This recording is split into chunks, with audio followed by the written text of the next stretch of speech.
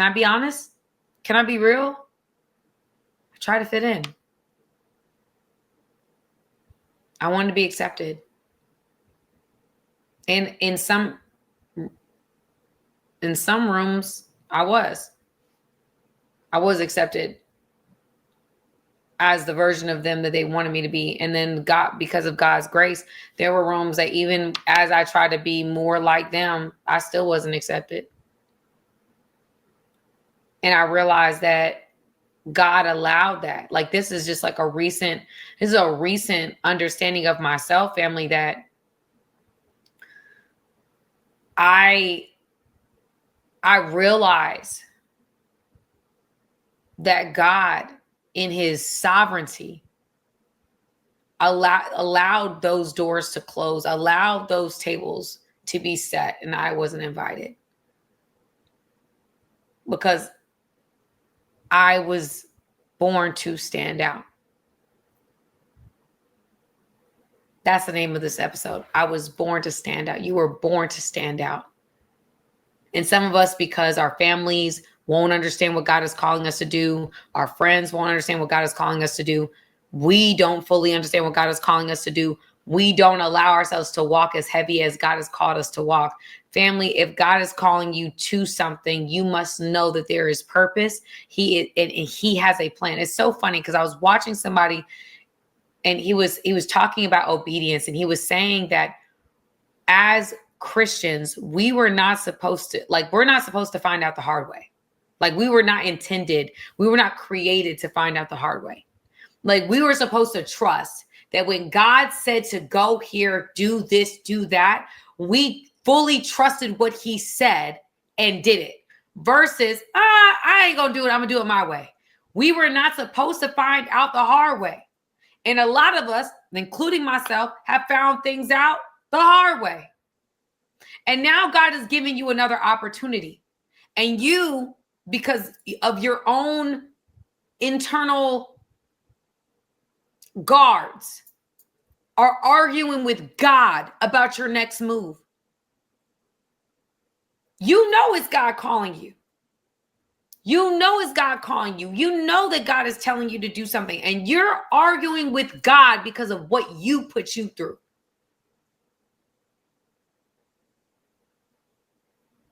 So, family, let me tell you something. When I went into this conference and I did my thing, and y'all, I was sprawled out on the floor. At the end, the deliverance, yeah.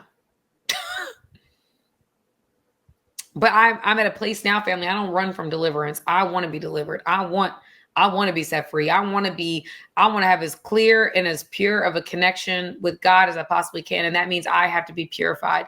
And if he has to purify me, if he has to continue to purify me, Lord, because I want that. I desire to have that with him. I desire to have that connection with him. And so with the purification and just allowing myself to be vulnerable and open, that next day I went into an environment that I've been in many times before. I brought my friend along. We went together, went to church. And y'all, I was like, I don't know what's come over me. And I'm just like the mayor. I'm like the mayor. I'm like, that's not me. I don't, anybody that knows me has gone to see me at church, because I really don't be going nowhere, family. Especially now, y'all. I really be in my own world. But when you see me at church, I'm literally in my own zone. That's it. And God has really brought out a side of me that's like, I'm talkative. I'm like talking to people. I'm like, and I realized that, like, okay, I'm like, what is that? Like, did I become like this socialite overnight? Like, what happened to me? The fear component has died. Like that part of me that was afraid of what they think about me, I'm not afraid of what you think about me, because I know what God thinks about me. Like, there's a security that comes from hearing from God. There's a security that comes from having a relationship with our creator that is unexplainable. That at this point in my journey with God, because I know I hear from him, and because I am in regular communion with him, I'm in regular relationship, there's a security that's happened within me that has unlocked a door, a version of me that is unafraid. It's unafraid of being vulnerable. It's unafraid of saying, hey, put myself out there, and hey, how are you? My name is Sam. What's up? Da, da, da. I'm not afraid of telling the joke. I'm not afraid of dancing out loud. I'm not afraid of worshiping and jumping around, and you don't know me. You sit next to me like, okay, girl, you all that. Yeah, I'm speaking in tongues. I'm not afraid of that. I am fully. God has unlocked a version of me, and I was trying to figure it out for these past couple of weeks. Like, what did God do in this time? And God said, no, I unleashed you. I unleashed you from trauma. I unleashed you from that past heartbreak. I unleashed you from the rejections. I unleashed you from when you were bullied. I unleashed you. And I've allowed you to be free in accepting all of who you are, so that you are able to walk in the environments that I have set before you and walk into it with the light that I have given you. That there's a version of you, family, that has not been able to be seen because of pain, because of heartbreak, because of what you think other people would think about you. And I'm here to tell you, you were born to stand out. That's why you think the way you think. That's why you talk the way you talk. That's why you can watch something that somebody else is watching and you have a completely different thought pattern. And you looking at this person on the couch like, how did you get that from this? Like, y'all, I feel like sometimes we run away from being different. And I've run away from being different because I wanted so badly to fit in. But now that I've embraced being different to the degree where I can be on the couch and I'm like, you know what, this is what this means. I could watch The Little Mermaid and get a completely different interpretation. And you could think I'm crazy, but I'm still going to walk boldly in what I believe. And you have no choice but to follow what I'm doing, because I'm not any longer going to be influenced by the environment that God places me in. I'm going to influence the environment God places me in. That God has to sometimes put us in seasons that I've been in where it's been isolation, it's been training, and it's been breaking. It's been breaking. Where I'm crying every day, breaking me so that he could build me up on the right foundation, the rock. Y'all, I'm trying to stay calm. The rock. Building my house on the rock versus on the sinking sand. That I've wasted my time building and trying to build on sinking sand. And I'm always surprised when the storm comes. Oh my gosh, what happened to the house? Well, you keep building on sinking sand. And we resist the master builder trying to rebuild your home on the rock that will always stand. No matter what happens. No matter what happens in this world. No matter what you face, no matter what storm comes your way, we resist. And there's a God, family, that in the process of us becoming,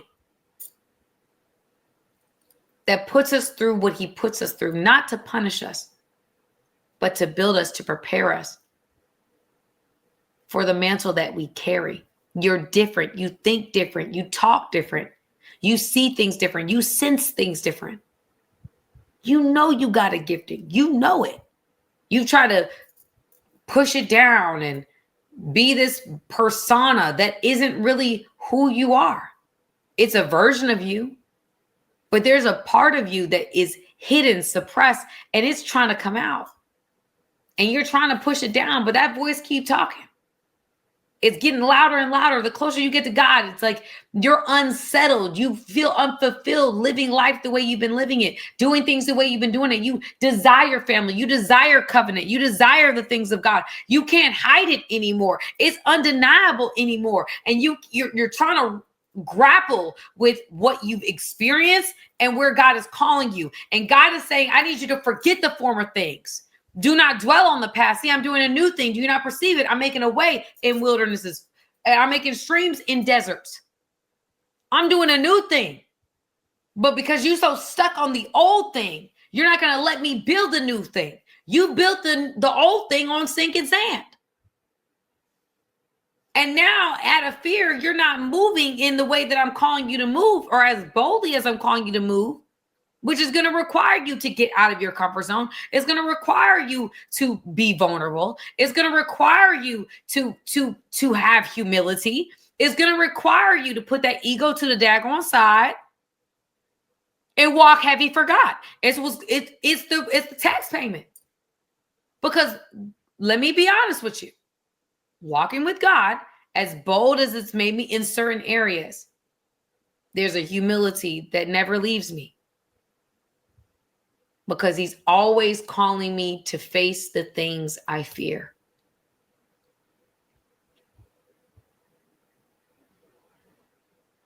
God always is going to have you face what you fear. Because he wants to show you that who is on the inside of you is greater than anything that could ever oppose you. He wants to show you that with me, you could face that same giant and watch me knock that thing down. You don't even have to lift a finger. You can shout at a wall and it knocks down. You can put a stick over the ocean and it parts.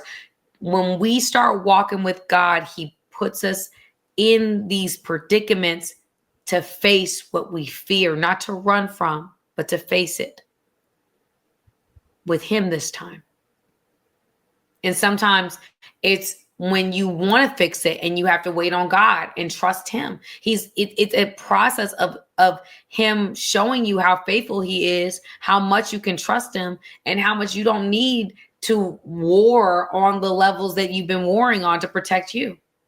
Now you got the God of the universe that's looking out for you, whether you realize it or not. That's already making a way from you, whether you realize it or not. All you have to do is step into the door. All you have to do is put your hand on the door and he will open the door for you. A lot of us are overthinking what God has called us to do. And you don't realize that God has already prepared the way. If he's calling you to the door, he's made a way. If he's calling you to the phone and calling somebody you don't want to call because you're afraid what they're going to say, what they're going to do, he's already prepared the conversation. He's already prepared the job placement that you're trying to get.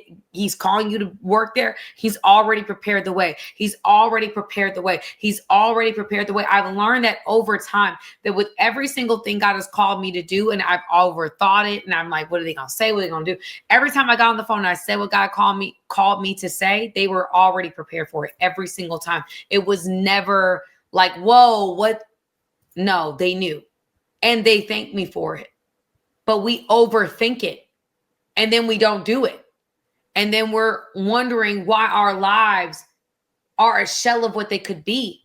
And it's because how can you live boldly in what God has called you to have? I don't care. And I'm going to say this on every episode. I don't care how much money you have watching my episode right now. I don't care what your net worth is.